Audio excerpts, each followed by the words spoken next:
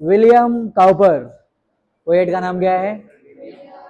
William Cowper England में रहने वाले 18 सेंचुरी के सबसे फेमस पोएट्स में से एक थे। कौन सा सेंचुरी? 18 सेंचुरी, मतलब साल 1700 से लेके 1800 तक। His poems deal with nature and everyday life. William Cowper का जितना पोएम हम लोग पढ़ेंगे दो चीज से डील करता है। पहला किसके बारे में बात करते हैं? नेचर, दूसरा लाइफ। नेचर और लाइफ के बारे में बात होता है। He is aptly described by Samuel T. Coleridge as the best modern poet of his times. Samuel T Coleridge नाम के एक इंसान थे, उन्होंने क्या बोला? अपने टाइम के सबसे बेस्ट पोएट कौन थे? William Cowper.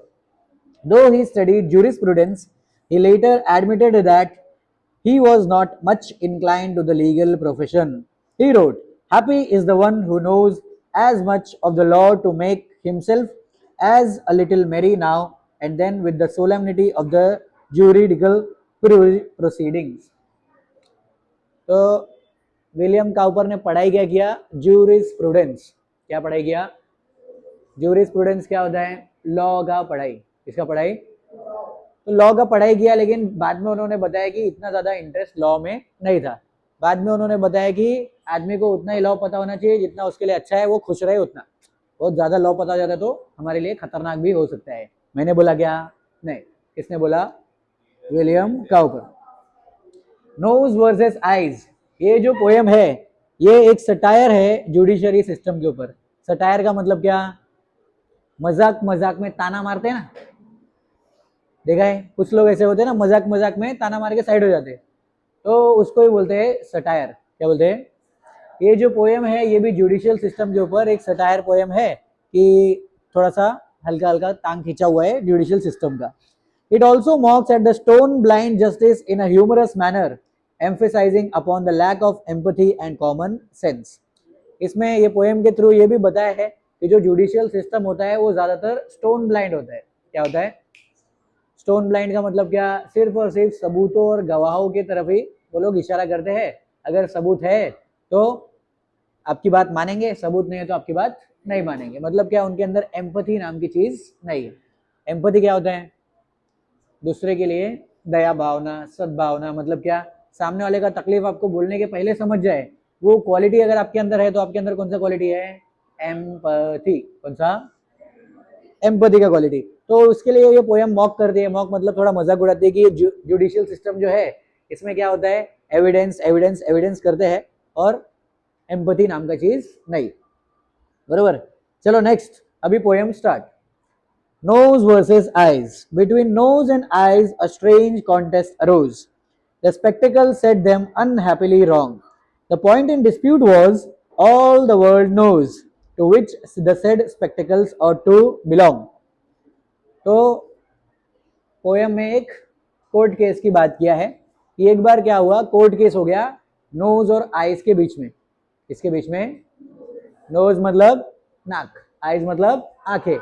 आंखें और नाक के बीच में केस हो गया। वो लोग ने एक दूसरे के ऊपर केस कर दिया कि जो स्पेक्टिकल्स है मतलब चश्मा, वो चश्मा किसको बिलोंग करता है? चश्मे का मालिक कौन?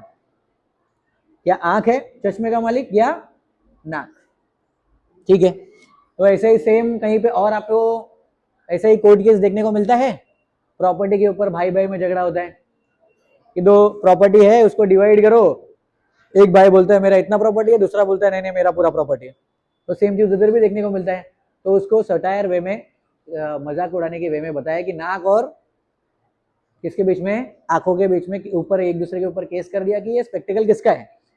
सो टंग वॉज द लॉयर। तो लॉयर कौन था? टंग। टंग मतलब जबान, जबान लॉयर थी।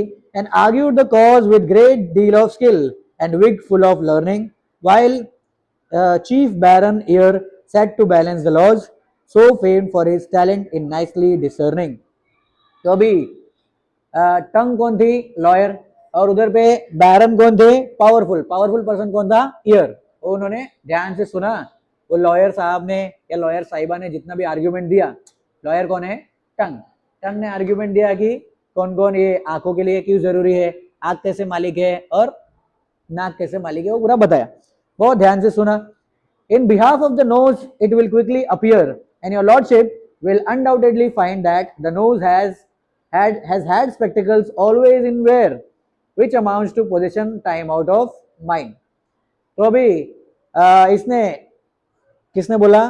टंग ने बोला कि योर लॉर्डशिप, मतलब जज साहब सुनिए, हर बार जितने बार भी कोई चश्मा पहनता है तो चश्मा किसके ऊपर रहता है? नाक के ऊपर रहता है। तो अनडाउटेडली किसी को भी समझ जाएगा जो उसका वजन उठाता है वही उसका मालिक हो गया, बरोबर, क्योंकि चश्मे का वजन कौन उठाता है? नाक। तो किसका हो गया चश्मा? नाक का।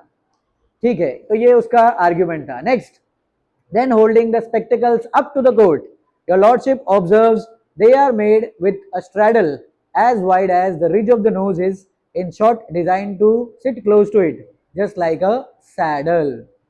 तो ध्यान दो, अभी क्या है, वो वापस से उन्होंने आर्ग्यूमेंट दिया। देखिए मैं नाक कैसे मालिक बनेगा उसका और एक चीज बनाता हूँ कि आप अगर ये देखिए, ये चश्मे का डिजाइन देखिए, चश्मा इस तरह से बनाया गया है, इसमें एक स्ट्रेडल है दोनों साइड क्या है? एक स्ट्रेडल है, प्लस ये जो सेक्शन बनाया गया है ये किसके लिए बनाया है? स्पेशली नाक के ऊपर फिट होने के लिए बनाया गया है। आंखों के लिए बनाया गया है क्या? नहीं। तो इसके लिए स्पेक्टिकल्स का मालिक कौन? नाक। ऐसा आर्ग्यूमेंट दिया। चलो next, again would your lordship a moment suppose it is a case that has happened and may happen again and maybe again that the visage or countenance had not a nose, pray who would or who could wear spectacles then.